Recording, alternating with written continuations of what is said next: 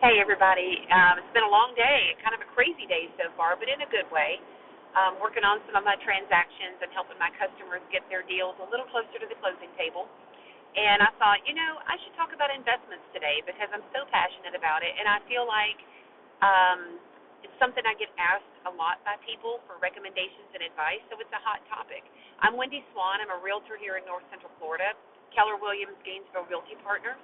And the properties that catch my eye from an investment perspective are usually not the obvious ones. I'm curious about the property that others may look past, the property that isn't listed yet that I run across in my travels, one that's a little dated, the location no one thought to look in, the house with the awkward layout or space that can become something completely different, or the one that's just been overlooked because no one's quite figured out what to do with it yet. So that's when I get pretty curious. I don't just look at what a property is right now. I look at what the property can become. That's the secret to me. What can it become? Where is that vision? What does it take to make money? Do the numbers make sense to get it there? So I've spent the last 6 years acquiring a few properties, renovating, working with contractors, doing a lot of DIY, too much, and operating short and midterm rentals successfully. So I've learned that the prettiest property is not always necessarily the best investment.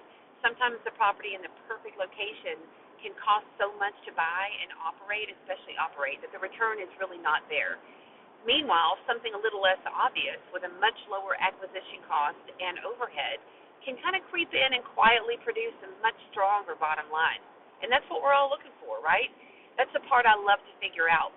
Can we add another revenue stream to this property? Can we create another living space or sleeping area to increase capacity? Could it serve more than one type of renter? Big priority for me. You need to be able to flex with the demand of the market. Could an improvement increase the property's income and its eventual resale value? Because I want it to. And most importantly, after we spend the money, did we actually create more value than we spent? The answer needs to be yes. That's how I tend to look at real estate.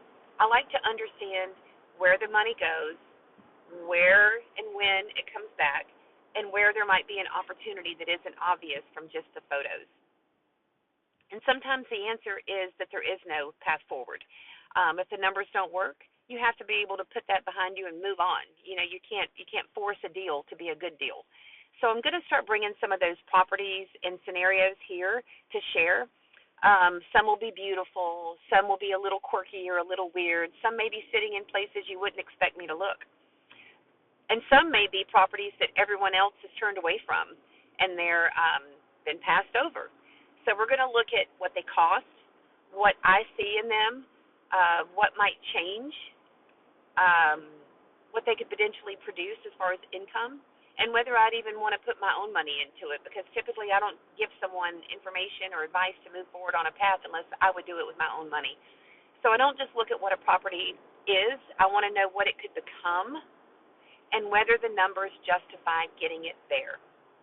That's the secret.